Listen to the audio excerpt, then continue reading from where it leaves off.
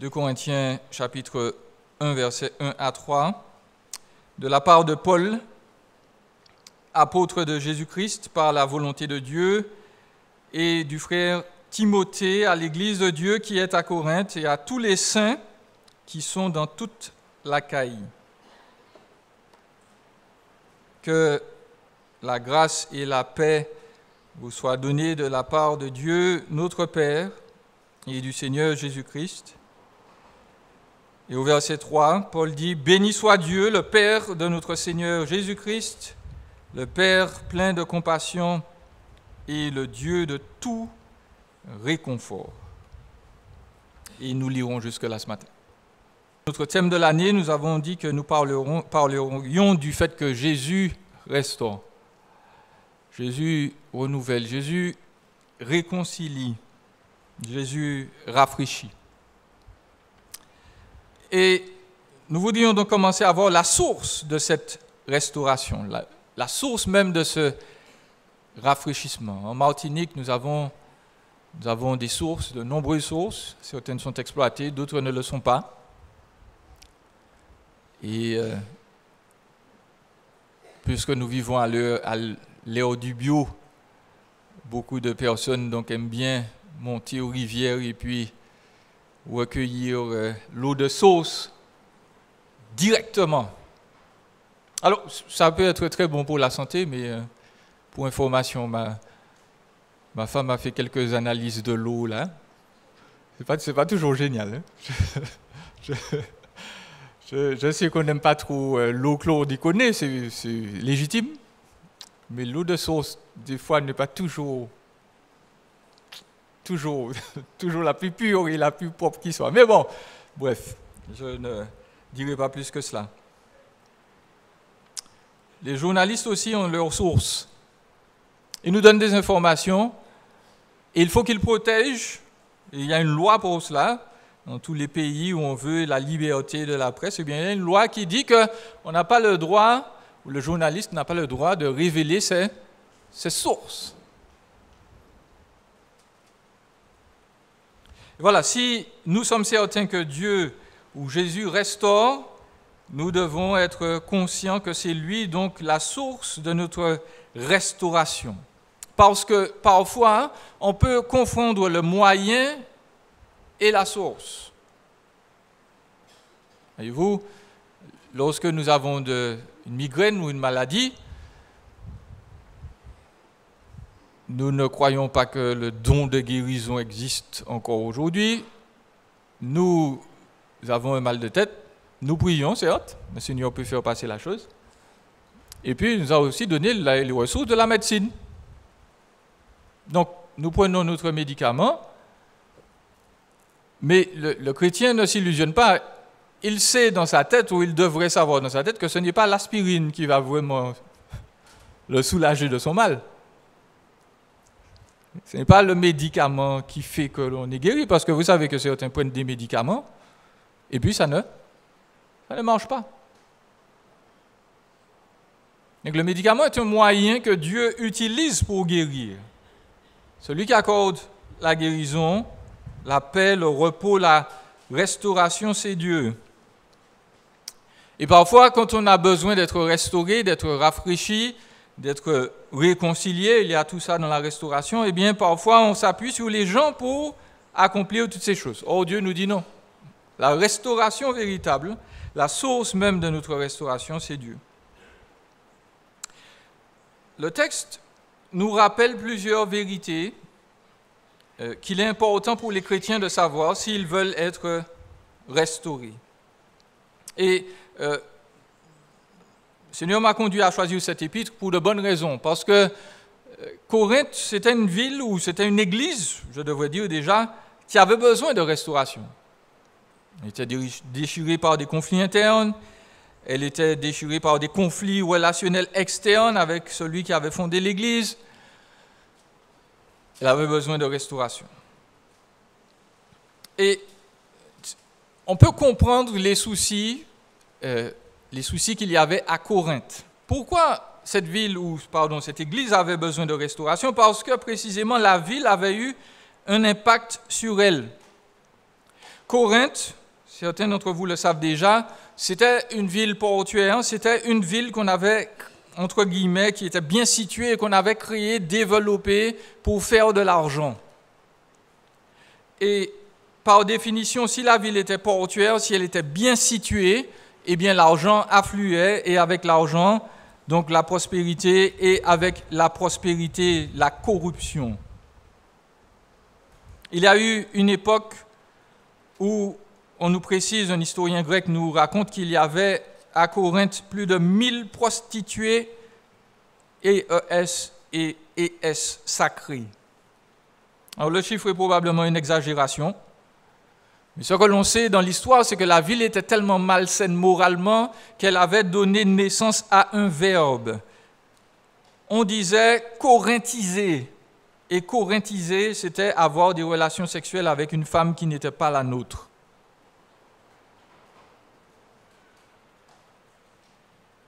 Et donc, c'est dans cette ville-là, c'est dans ce marécage nauséabond moral que Dieu conduit Paul pendant 1 année et demie. Il arrive, et dans cette ville-là, où il y a donc prostitution, où il y a des gens qui aiment l'art oratoire, mais qui se poursuivent au tribunal, des endroits où il y a des homosexuels prostitués à foison, l'Écriture dit que c'est là que Paul est conduit par Dieu pour exercer son ministère.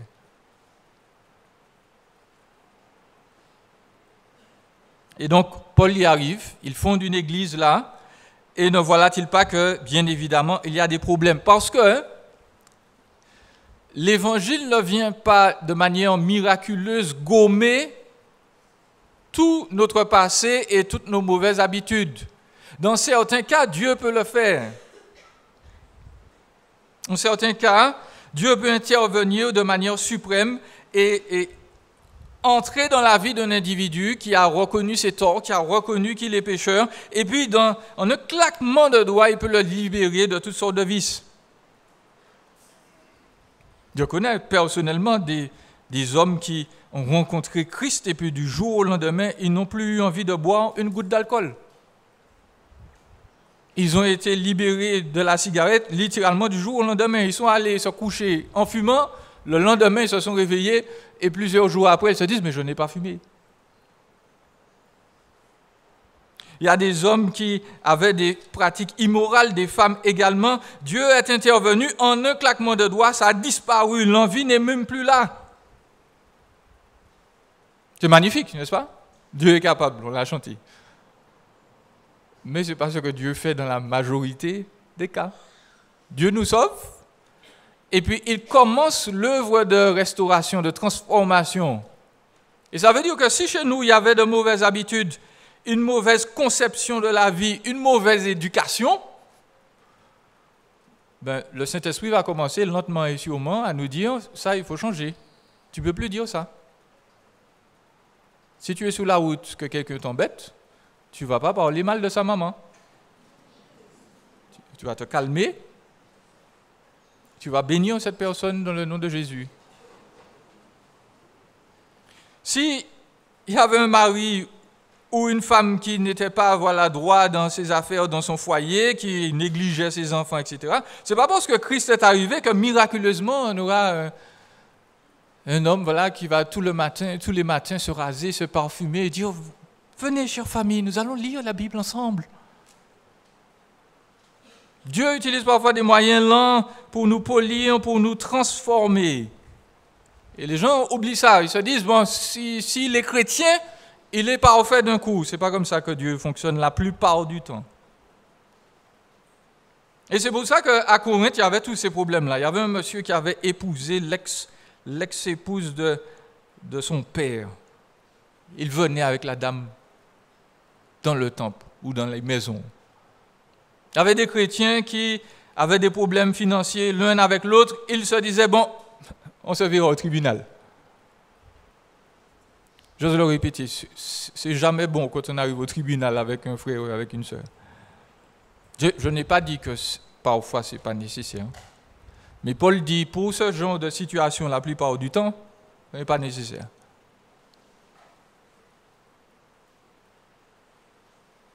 Il y avait des problèmes théologiques, il y avait des problèmes de partout. Et qu'est-ce qui s'est passé? Donc Paul a dû partir, puisqu'on a voulu le tuer, on a voulu le persécuter. Il a dû partir et il est resté en contact avec l'Église en envoyant des lettres. Entre Paul et les Corinthiens, il y a eu un total de 5 lettres. Nous en avons perdu 3. D'accord? La première fois, les Corinthiens avaient envoyé à Paul une lettre pour lui demander des informations. Il répond par 2 ou par 1 Corinthien. Et puis, un Corinthien, il a essayé de régler des problèmes, ça n'a pas marché. Il a écrit une deuxième lettre qui a été perdue. Et les choses ne se sont toujours pas améliorées. Donc, il a écrit 2 Corinthiens. Les 2 Corinthiens nous parlent donc de la restauration qui a commencé de se produire entre eux. Donc, le Seigneur veut nous restaurer et le Seigneur nous dit que pour la plupart des chrétiens, c'est un travail de longue haleine et c'est un travail qui va demander un certain examen de nous-mêmes. Nous avons reçu de la part de nos parents, de la part de notre société, une certaine conception du monde de la vie. Cette conception-là doit être réexaminée dans presque tous les domaines. Nous avons eu un modèle du Père dans la société. Quel est le modèle biblique du Père? Nous avons eu un modèle de la mère dans la société. L'Écriture nous dit que nous devons tout réexaminer.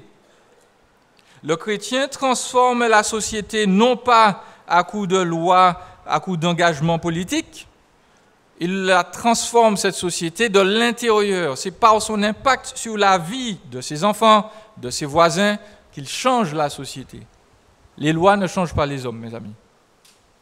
Dieu a déjà essayé. Les 10 commandements ont été donnés, plus les 350 autres commandements qu'il y a dans l'Ancien Testament. La loi ne change personne.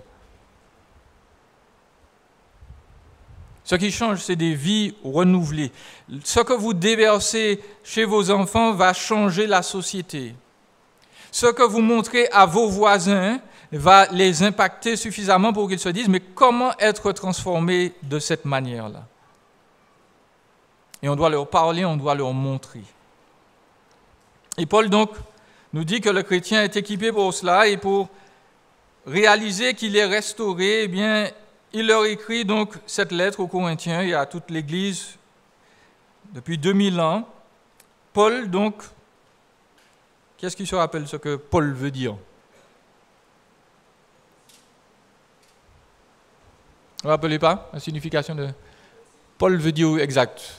Paulus en latin, ça veut dire le petit. Apparemment, il était de petite taille. Apparemment. Il était de petite taille, mais il était un grand homme, transformé par l'Esprit. Son nom originel, c'est Shaoul ou Saül. La même chose. Saul, Saül, c'est la même chose. C'est celui qui est demandé à Dieu. Ses parents, visiblement, souhaitaient avoir un enfant et ils l'ont eu, et ils l'ont appelé Saul ou Shaoul. Nous l'avons demandé à Dieu. Et Saul, Paul, a été transformé par Jésus-Christ. Il l'a rencontré et il est devenu ce qu'on appelle un apôtre. Si vous voulez être restauré, il faut que Dieu non seulement nous parle, mais agisse en nous par sa parole.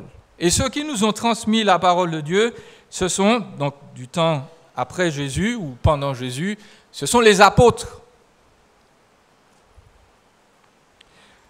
Je veux le rappeler parce que dans l'Église aujourd'hui, il y a des mouvements, vous en voyez beaucoup sur Internet, vous voyez des églises qui sont bien équipées, il y a des projecteurs partout, la louange c'est au top, et puis il y a des bonhommes qui sont là, et vous voyez en sous-titre « Apôtre un tel ». Je voudrais rappeler à l'Église une donnée essentielle. Un apôtre, c'est quelqu'un qui est envoyé. C'est tout ce que ça veut dire. Premièrement, c'est un envoyé, c'est quelqu'un qui a reçu un message, une commission par quelqu'un qui est une autorité au-dessus de lui et qui est envoyé. Et il est envoyé non pas simplement comme un postier pour envoyer, pour transmettre un message et puis en attendre un autre. Il est envoyé avec la même autorité que celui qui l'a envoyé. Donc quand un apôtre arrivait quelque part dans une ville, dans une administration, tout ce qu'il demandait, c'était comme si celui qui l'envoyait demandait. Donc quand un apôtre parle, il parle, en particulier dans ses lettres et dans ses messages, il parle au nom de Jésus et tout le monde est supposé se plier à ce qu'il dit parce que ce qu'il dit, c'est ce que Jésus dit. Il n'y a pas de contradiction possible. Donc je comprends que certains aiment bien les titres ronflants et veulent s'appeler apôtres aujourd'hui, mais j'ose vous le rappeler, c'est un titre qui est caduc, qui n'existe plus. Je vous le montre bibliquement. On va regarder Actes chapitre 1, verset 21, et puis pour ceux qui prennent des notes, vous pourrez regarder chez vous Luc chapitre 6, verset 13. Mais on va lire Actes 1, verset 21. Et ça, c'est important pour notre restauration. Acte 1, verset 21.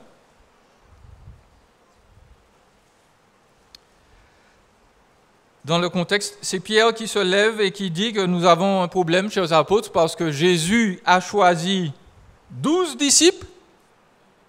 Et combien sont-ils dans Acte 1, 21 ? 12 disciples ou apôtres. Ils sont les apôtres 11. Il y a un problème avec ce chiffre, parce que les apôtres sont supposés représenter le peuple de Dieu, Nouvel Israël. Et il y a 12 tribus en Israël. Donc, Pierre doit annoncer le remplacement de l'apôtre Judas, qui est un faux apôtre. Et au verset 21, il dit « Il faut donc choisir un homme parmi ceux qui nous ont accompagnés tout le temps où le Seigneur Jésus a vécu avec nous, depuis le baptême de Jean, jusqu'au jour où il a été enlevé du milieu de nous. Il nous sera associé comme témoin de sa résurrection. » Donc, les caractéristiques d'un apôtre sont claires. L'apôtre, c'est un homme. Ce n'est pas une femme. Et nous y reviendrons au cours de l'année. Les rôles de leadership et de direction ne sont pas confiés aux femmes, non pas parce qu'elles n'en sont pas capables ou parce qu'elles n'en sont pas dignes, mais parce que Dieu l'a choisi ainsi. Et l'Écriture nous précise que c'est un homme qui doit avoir connu Jésus-Christ pendant au moins 3 ans et demi, qui connaît son enseignement, qui a été enseigné directement par lui, et c'est un homme qui a été témoin de sa résurrection. Et notez qu'ils ne sont pas foison, verset 23, et ils ont présenté combien ? 2. 2 personnes qui auraient pu être apôtres, et le Seigneur en choisit 1. Alors certains aujourd'hui vont vous dire, oui, mais vous savez, l'apôtre Paul, il n'était pas là, il n'a pas été enseigné par Jésus pendant 3 ans et demi. Certes, pas pendant 3 ans et demi, mais il a été enseigné par Jésus. Et il a été le témoin de la résurrection de Jésus, il l'a vu. Et il l'a tellement bien vu qu'il a perdu la vue. Rappelez les écailles sous les yeux. Paul a vu Jésus ressusciter. Et il le raconte dans ses récits donc, de sa conversion. Le Seigneur Jésus est venu lui donner une révélation spéciale. Et cela plusieurs fois. Donc nous le disons respectueusement, pour ceux qui suivent des prédications sur Internet, il y a beaucoup d'apôtres aujourd'hui. Et ces apôtres sont nuls et non avenus dans leur autorité. Ils n'ont pas le droit de porter ce titre, ils n'ont pas le droit de soumettre l'Église à leurs requêtes. D'autant qu'en général, j'en ai rencontré un, donc je sais, la première chose qu'ils visent, ces apôtres, c'est votre cœur. C'est-à-dire votre porte-monnaie. Là, le porte-monnaie là dans la poche. Ce sont des hommes, ils sont toujours très très bien habillés. Ils ont des montres en or, ils sont là partout et ils demandent de l'argent, de l'argent, de l'argent, de l'argent. Ce que les apôtres n'ont point fait. Donc, en application, j'avertis tous les membres de Plateau Fofo. Nous ne sommes pas des dictateurs ici, ce n'est pas nous qui avons le monopole sur la parole de Dieu, ce n'est pas nous qui comprenons tout ce qu'il y a à comprendre dans l'Écriture. Je n'ai pas dit qu'il faut écouter personne d'autre. Mais je dis bien, faites attention à ce que vous écoutez, parce que ça peut être très plaisant comme discours, mais Paul fait la même remarque aux Corinthiens. Il y a beaucoup d'apôtres qui étaient là dans l'église de Corinthe, ils se disaient apôtres aussi. Et Paul dit, il faut savoir quel intérêt véritable ils ont pour le peuple de Dieu. Est-ce qu'ils sont là pour l'argent? Ou bien est-ce qu'ils sont là pour votre âme véritablement? Est-ce qu'ils sont là pour vous séduire? Ou bien est-ce qu'ils sont là pour vous amener plus près de Christ? C'est important de se poser la question parce que si nous devons être restaurés par Jésus-Christ, il nous faut savoir ce que Jésus dit, pas ce que les hommes disent. Donc, quelqu'un qui doit diriger le peuple de Dieu, plus généralement le serviteur véritable de Dieu, il se voit confirmé, non pas parce qu'il parle bien simplement, mais par son témoignage et par son cœur d'amour pour le peuple de Dieu. Et pas parce qu'il cherche un avantage particulier. Pour revenir à 2 Corinthiens, l'Écriture vous dit que si vous devez être restaurés, vous devez vous rappeler du fait que vous êtes saints. Paul adresse cette lettre à des personnes qui vivent à Corinthe et qui, normalement, quand on regarde leur vie de tous les jours, n'ont pas l'air très saints. Mais voilà, on le comprend mal, ce terme. Le terme saint, c'est une personne qui a été sauvée par Jésus-Christ et qui est mise à part pour exercer un ministère à la gloire de Dieu. Plateau Fofo, vous êtes saints. Tous les membres de Plateau Fofo, tous ceux qui sont convertis, sont des saints.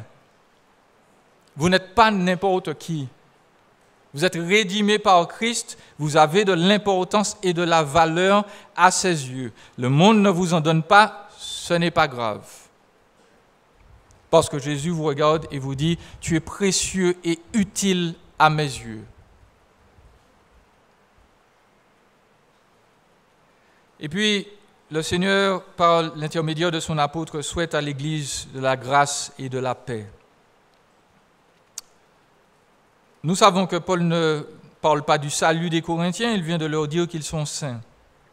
Mais pour être renouvelé par Christ, pour être restauré, il faut réaliser qu'à cause de cette grâce que nous avons reçue, eh bien, en Jésus, Dieu nous voit toujours de manière favorable. Dieu est favorablement disposé envers nous. La grâce, c'est cela, c'est la faveur de Dieu. Dieu regarde ma vie et il veut me donner le meilleur. Il peut me donner le meilleur, il n'attend que cela. Et notre problème donc ne vient pas de Dieu lorsque nous sentons ou nous avons l'impression que les choses ne collent pas. Le problème vient de nous. Parfois, il nous faut réexaminer quelle relation, nous savons quelle relation Dieu a avec nous, mais quelle relation nous avons avec Dieu. Et Dieu nous aime constamment, et Dieu ne nous laisse pas dans l'état dans lequel nous sommes. Il faut que nous ayons donc une attitude de reconnaissance et de grâce envers notre Dieu également. Nos parents nous aiment. Certains jeunes ou enfants vont trouver qu'ils le montrent mal, mais voilà, il n'empêche, ils nous aiment. Et en retour, ils n'attendent pas forcément d'argent ou d'objets. Ils attendent une attitude d'amour, de respect. Et Dieu, c'est la même chose. Lorsque Dieu est disposé favorablement vers nous, eh bien, il nous comble de dons, de bienfaits selon nos besoins. Et en retour, donc, le chrétien doit aussi montrer qu'il est favorablement disposé envers son Dieu. Et cela se montre par son respect, par sa soumission, par son cœur brûlant d'aimer Dieu, d'aimer le peuple de Dieu et d'aimer le monde qui meurt sans Dieu. Et lorsque ces choses-là ne sont pas en équilibre, eh bien parfois nous avons l'impression que Dieu n'est pas favorablement disposé envers nous, et c'est peut-être vrai. Il y a peut-être un problème relationnel entre nous et Dieu. Chers amis, nous voulons le redire et nous allons reparler au cours de l'année. La seule solution par rapport à nos consciences, c'est la confession, c'est la repentance. Dieu n'attend que cela de nous. Il attend que nous nous repentions de nos mauvaises œuvres. Il attend que nos vies changent, que nous prenions des décisions pour changer de vie. Le reste, il va l'opérer.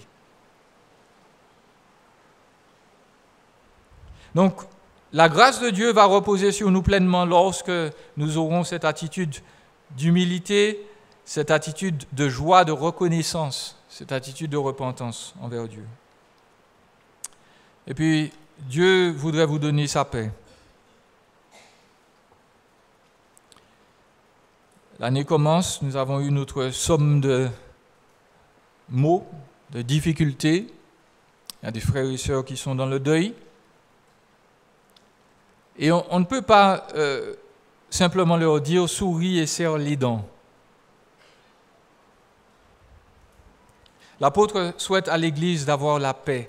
Et la paix, nous devons le réaliser, là encore, la source de notre paix repose dans le fait que Dieu n'est plus irrité contre nous. Je suis sûr qu'en vous levant ce matin, en chemin au temple, ou peut-être là, vous êtes assis, vous vous êtes rappelé qu'il y a un problème dans votre vie, il y a quelque chose que vous avez mal fait. Dieu nous dit, je ne suis plus en guerre contre toi. Cela, je ne te le reproche pas. Je suis en paix avec toi. Et si Dieu est en paix avec nous, c'est parce que Jésus-Christ est mort. Il a, selon ce que dit l'Écriture, détruit l'inimitié, il a détruit l'hostilité, il a enterré la hache de guerre. Dieu est en paix avec nous. Et quand Dieu est en paix avec nous, il déverse de plus ce qu'on appelle le shalom. Le shalom, ce n'est pas seulement la paix, c'est le bien-être total, c'est le bien-être dans son corps, c'est le bien-être dans son âme, dans toute sa vie. Et cela ne veut pas dire que nous sommes sans cesse dans des situations tranquilles. Ça veut dire que dans le cœur du chrétien, Dieu lui dit, écoute-moi, Jésus-Christ est mort pour toi, explique-moi qu'est-ce qui peut être une grande difficulté pour toi. La plus grande difficulté que tu as pu rencontrer, c'est de savoir que moi, ton Créateur, j'étais en colère contre toi. J'ai réglé ce problème-là. Donc tout ce qui arrive après cela, eh bien moi, je vais te donner la paix.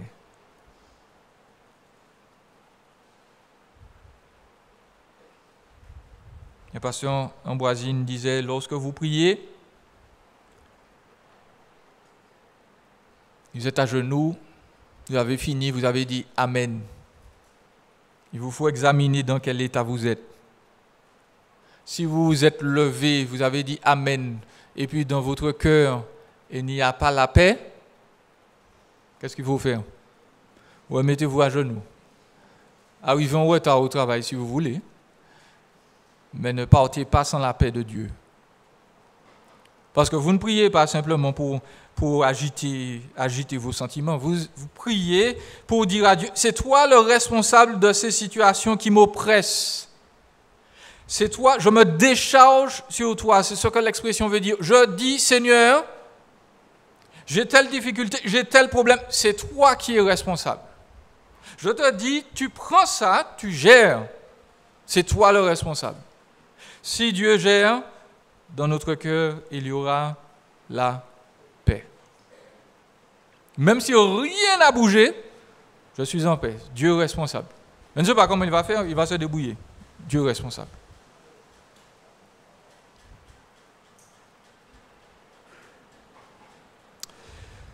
Je voudrais terminer en disant que le Seigneur veut vous donner la compassion et le réconfort. C'est le Père du Seigneur Jésus-Christ, il est plein de compassion et c'est le Dieu de tout réconfort. La compassion, c'est le fait de montrer de la pitié, de la préoccupation pour l'autre. Et les termes là sont très, entre guillemets, émotionnels. C'est très proche du ressenti. Dieu nous dit, quand je regarde ta situation, j'ai de la compassion pour toi. Dieu a des sentiments pour nous. Il a des sentiments qui sont des sentiments d'empathie. Le texte nous dit que Dieu montre de la compassion. Il a pitié de nous. Il sait qu'on ne va pas arriver. Dieu est préoccupé par notre sort et le terme implique qu'il est plein de sensibilité. Et il faut entrer ça dans notre esprit, parce qu'il y a des situations où, à cause de leur durée, à cause de leur profondeur, à cause du mal que ça cause, on a envie de se dire, mais Dieu est insensible, il ne m'entend pas. Parce qu'on se dit que le seul moyen par lequel Dieu va véritablement nous entendre, c'est qu'il va nous délivrer. Dieu nous dit non. La résultante, le fruit de ton épreuve, c'est moi qui le produis. Mais quand tu es dans l'épreuve, moi je travaille avec toi pour que tu sois en condition de produire ce que moi je veux.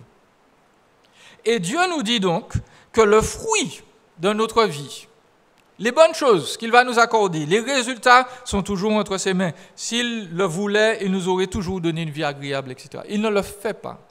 Parce qu'il sait que nous avons besoin d'apprendre. Il sait que nous avons besoin d'apprendre la patience. Il sait que nous avons besoin d'ancrer en nous les vérités bibliques qui sont, même si tu as l'impression que Dieu n'est pas là, la parole de Dieu te dit que Dieu a de la compassion pour toi.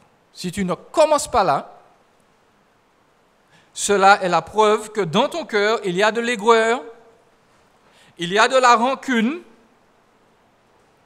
non seulement parfois envers les personnes qui t'ont mis dans l'épreuve, mais envers Dieu lui-même. Tu lui dis, Seigneur, si tu étais si Dieu que ça et si compatissant, tu ne m'aurais pas mis dans cette situation.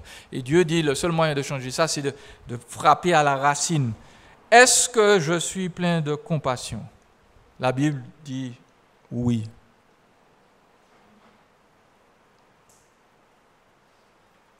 L'Écriture nous dit qu'il est le Père de la compassion. C'est lui qui en est la source, l'origine. Et puis Dieu, c'est aussi le Dieu de la consolation.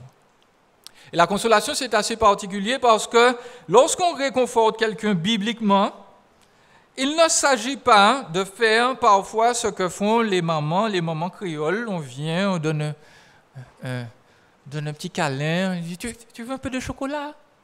Assieds-toi. Tu veux des crêpes? Je vais faire des crêpes pour toi. Ou bien tu veux un gâteau marbré, Robinson, blanc manger? Voilà, assieds-toi, on va te réconforter, on va t'asseoir. Ah, tu vas être en paix, là, tu vas te sentir consolé. C'est pas ça la consolation dans la Bible, je suis désolé. Le mot consolation dans l'Écriture, c'est exactement le même mot que exhortation. On le disait avant, il faut exhorter le frère. Mais quand on dit exhorter, c'est pas exhorter. Il faut le secouer un peu. Alors, l'idée, bien entendu, n'est pas de tomber à bras raccourcis sur la personne et puis, encore une fois, de lui dire « Hé, assez plié là ». Ce n'est pas exactement ça. L'idée, c'est de se mettre à côté de la personne, de se placer à côté d'elle et de lui dire « Écoute, Dieu t'entend. Dieu te répond, moi aussi, je vois dans quelle situation tu es, je vais prier avec toi, je vais prier pour toi. Je suis là. » Donc la personne accompagne. C'est un ami qui est là dans les difficultés, mais l'ami nous donne quand même des conseils. Oui, c'est bien, tu as pleuré, pleure. Maintenant, il faut te relever. L'ami ne nous cajole pas dans la bêtise.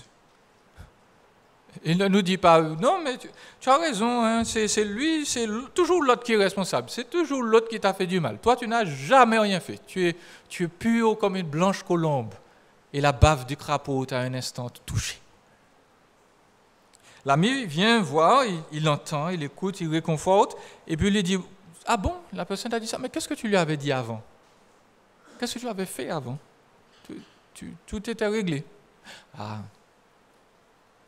il faut te relever.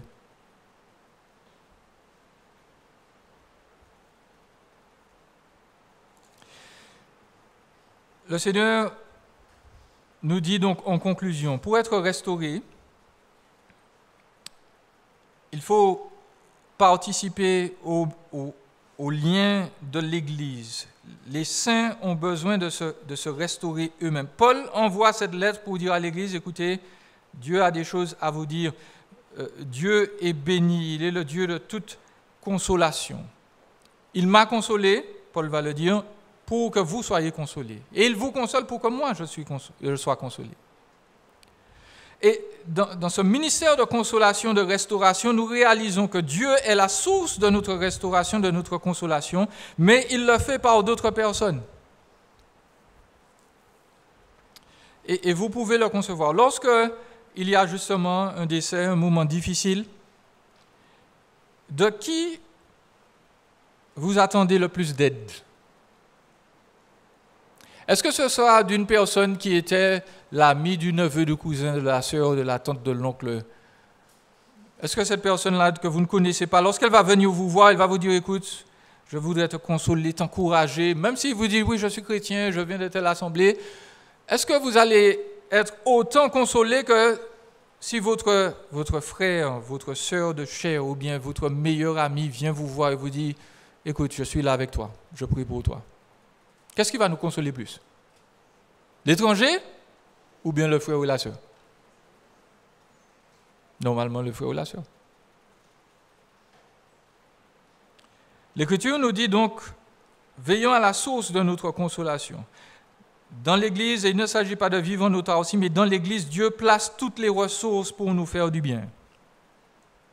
Il y a un frère, il y a une sœur qui est là dans l'Église et qui peut vous aider, vous consoler, vous restaurer. Deuxièmement, notez que pour restaurer quelqu'un, il faut allier plusieurs choses. Il faut allier de la compassion, il faut allier la sensibilité, il faut allier la douceur à l'exhortation et à l'encouragement. Le chrétien, lorsqu'il console, lorsqu'il veut aider un frère, une sœur, doit apprendre à doser ce qu'il fait. J'ai déjà vu parfois dans l'assemblée des attitudes qui n'ont pas aidé. C'est-à-dire qu'il y a quelqu'un qui avait besoin d'être corrigé et puis on est venu le voir et puis on lui a murmuré un truc à l'oreille, mais ça démolit la personne. J'ai bien senti qu'on a dû lui dire un machin bien sec. Tu sais pas que c'est pas comme ça qu'il faut faire ça, hein? La personne a été cassée. Et ce qu'on a dit est vrai. Hein? Peut-être que la personne était mal placée ou voilà, elle n'a pas bien fait. Mais on n'a pas dosé. On est venu avec l'exhortation. Alors que l'exhortation chez Dieu est toujours couplée à la compassion. Pardon?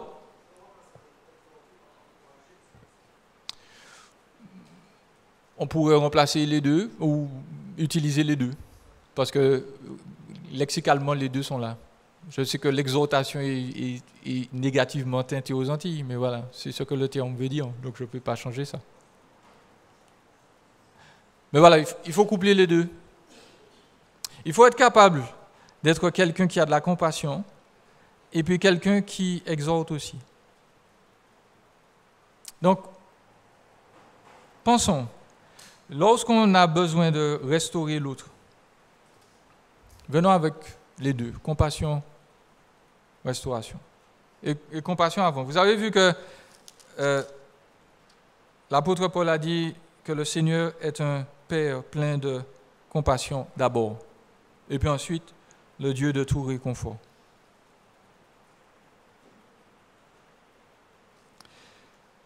Dieu sera notre source de consolation. Il est notre source de restauration. Rappelons-nous que nous sommes bénis, nous sommes dans la grâce, nous sommes dans la paix de Dieu, nous sommes des saints. Et nous sommes là préparés pour nous restaurer mutuellement. Cherchons envers qui montrer de la compassion. Cherchons envers qui montrer de l'encouragement, de la consolation. On en a besoin, réciproquement.